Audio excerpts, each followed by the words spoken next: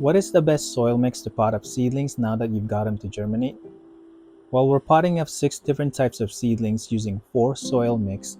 By doing this experiment, we're going to find out if making your own blend will work just as well as store-bought seedling mix. We germinated our seeds using 2 parts cocoa coir and 1 part worm castings, and we'll be using the same medium for our mix number 1. Cocoa coir is a light, fibrous material that retains moisture.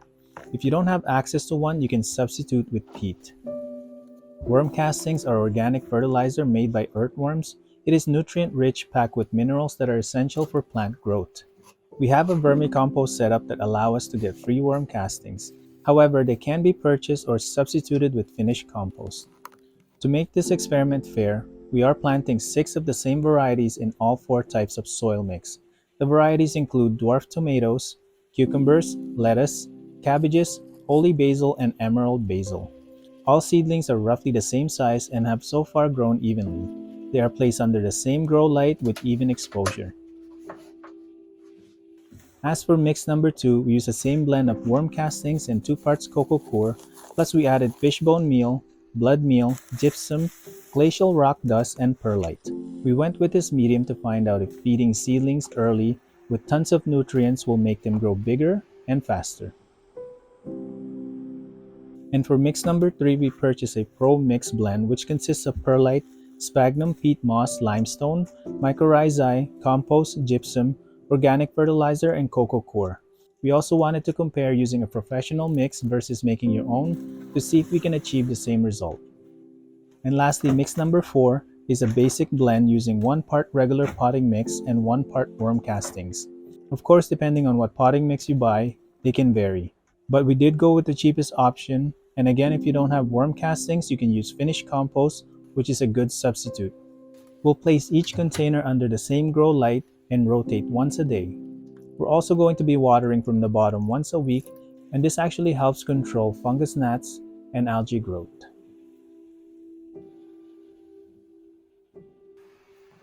After 1 week, the plants have settled in their new pot. They all seem to be evenly growing, so we'll continue to rotate the tray and bottom water. After 2 weeks, there are visible differences between some of the plants. In particular, some of the basil plants and cucumbers have slowed down in growth.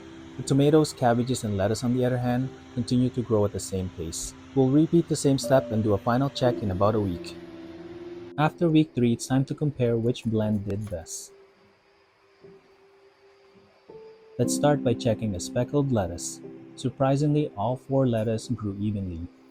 They showed no signs of stress and grew at the same height, which means you could still grow lettuce with a soil mix that you can make and still get the same quality as store-bought soil mix. And since they all equally grew, there is no clear winner when it comes to lettuce.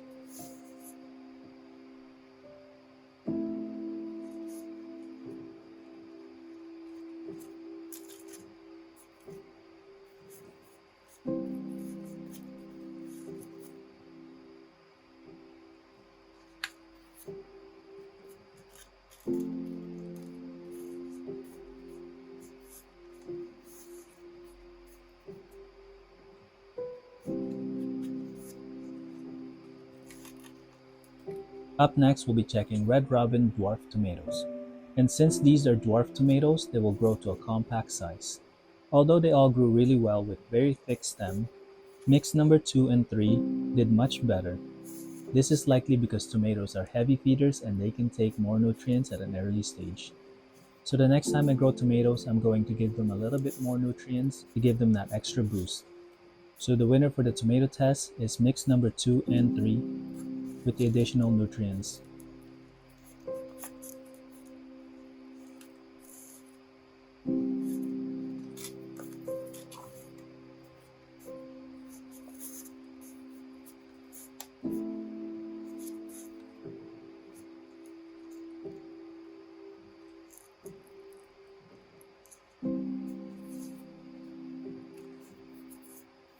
Next, we'll compare holy basil, also known as tulsi.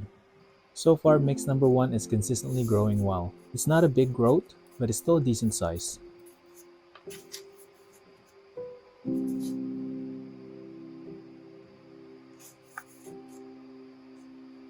Although mix number 2 also contained cocoa coir and worm castings plus all other additions, it still didn't do as well.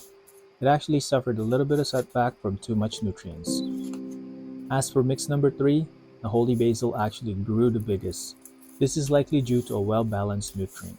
And lastly, mix number 4 did slightly better than mix number 2. It grew just a little bit bigger but was still slower than 1 and 3. This was an easy choice. Pro mix number 3 did really well. Up next, we'll be checking PATIO Snacker Cucumber.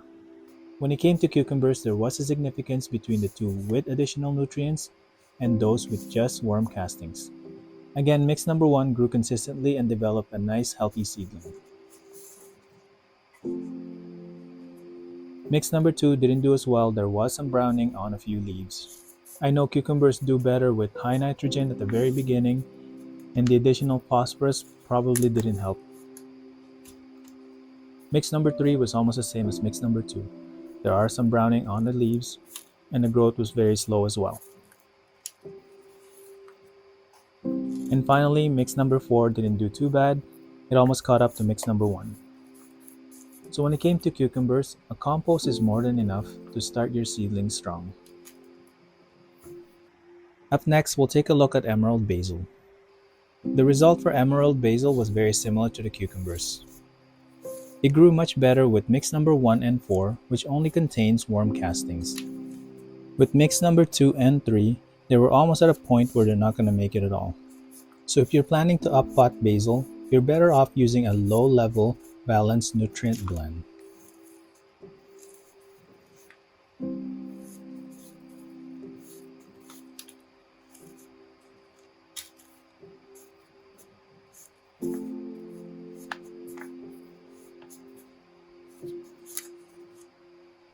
And finally, we're going to check red acre cabbage and see how it did.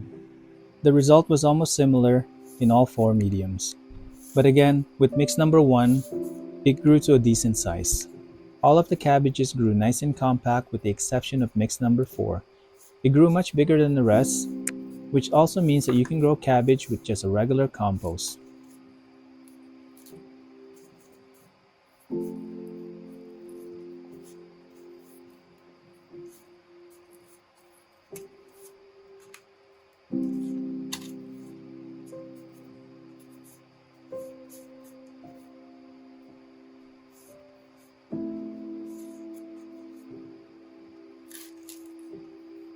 This was a very interesting test to find out if I actually needed to add more nutrients to my seedlings at an early stage. And it was actually pretty evident that I don't need to add too much at the very beginning. So if I'm trying to save money, I can actually get away with using free worm castings to grow healthy seedlings. Comment below, I'd like to know what you think about this experiment, and also if you have a mix that's working really well for you. Thanks for watching, subscribe for more.